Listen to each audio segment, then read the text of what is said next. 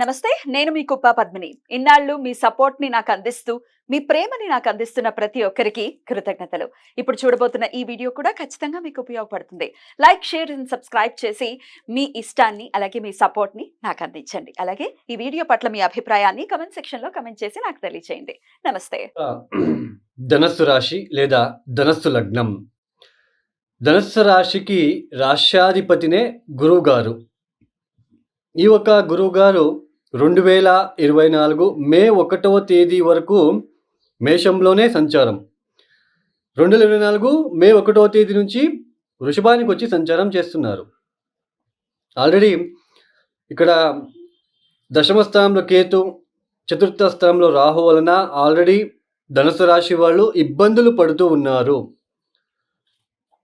బాగా గుర్తుపెట్టుకోండి, ధనస్సు రాశి లేదా ధనస్సు లగ్నం వాళ్ళకి దశాభుక్తి గనక చెడు ఒక గ్రహాల దశాభుక్తి గనక జరుగుతూ ఉన్నట్లు గనకైతే ఈ దశమంలో ఉంటున్న కేతు వలన మీ ఒక దశాభుక్తి వలన ఉద్యోగం కోల్పోయి ఉండే ఆస్కారం ఉంటుంది.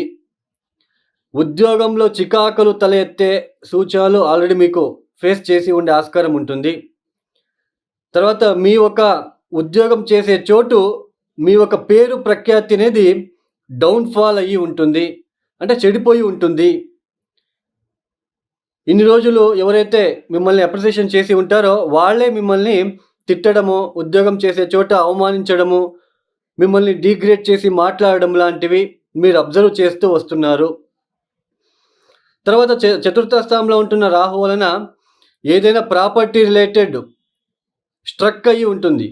అంటే మీరు ఇన్వెస్ట్మెంట్లో సైట్ కొనుగోలు చేసుకోవాలి, ఇన్వెస్ట్మెంట్లో ఏదో ఒక ఇల్లు తీసుకోవాలి అని అనుకొని ఉంటారు కదా, అక్కడ ఏదో ఒకటి స్ట్రక్ లాంటిది, ఏదో ఒకటి ఇబ్బంది లాంటిది వచ్చి ఉంటుంది.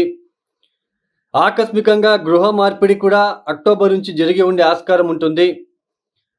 ఆ గృహం కూడా బాలేని గృహం దొరకడము, ఎక్కడో ఒక వాస్తు లేని గృహమో ఇలాంటి గృహం దొరికి మీకు పీస్ అనేది, అంటే శాంతి అనేది, మనసుకి ఒక హ్యాపీనెస్ అనేది లేకుండా ఉండే ఆస్కారం ఉంటుంది.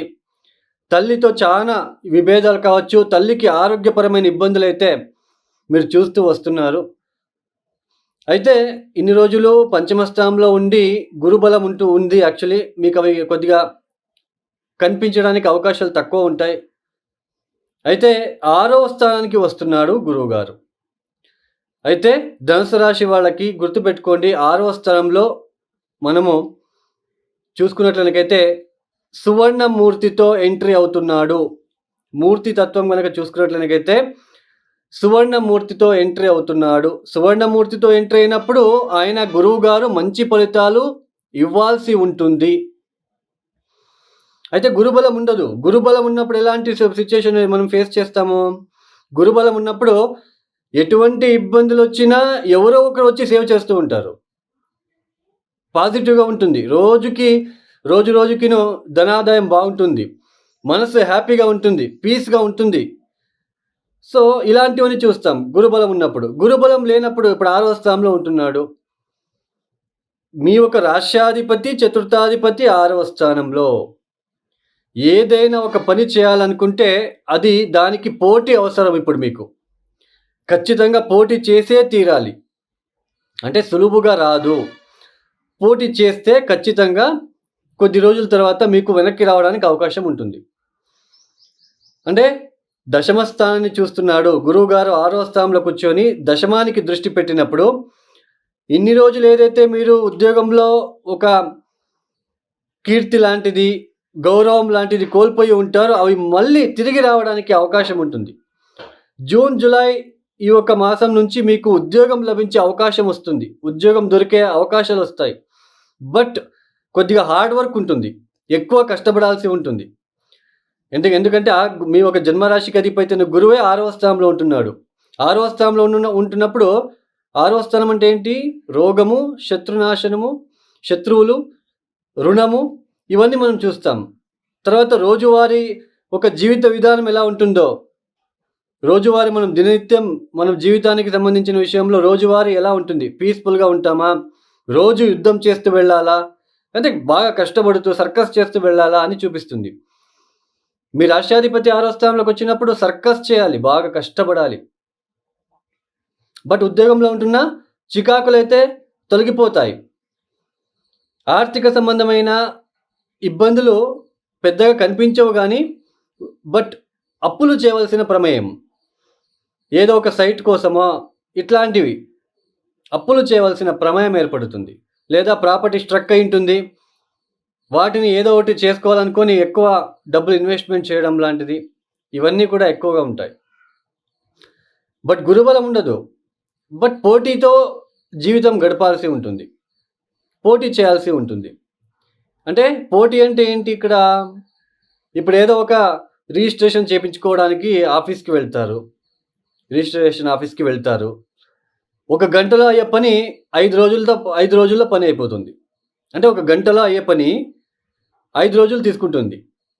అంటే డిలే అవుతుంది అంతే తప్ప పెద్దగా ఏదో అయిపోతుంది ఇక్కడ అనడానికి అవకాశం తక్కువగా ఉంటుంది. తర్వాత మీలో ఒక మార్పులు చూసుకుంటారు. నేను ఇన్ని రోజుల్లాగా లేదు, నేను మారిపోతున్నాను అనే ఒక థాట్ అనేది వస్తుంది. తర్వాత శుభకార్యాలకి ఎక్కువ ఖర్చు పెడతారు, భక్తి భావం ఎక్కువ అవుతుంది, స్పిరిచువల్ నాలెడ్జ్ ఎక్కువ అవుతుంది, దేవతా దర్శనం చేసుకుంటారు, తీర్థక్షేత్రాలకి వెళ్ళే అవకాశాలు ఈ సంవత్సరం కనిపిస్తూ ఉన్నాయి. కొద్దిగా రుణం చేయవలసి ఉంటుంది.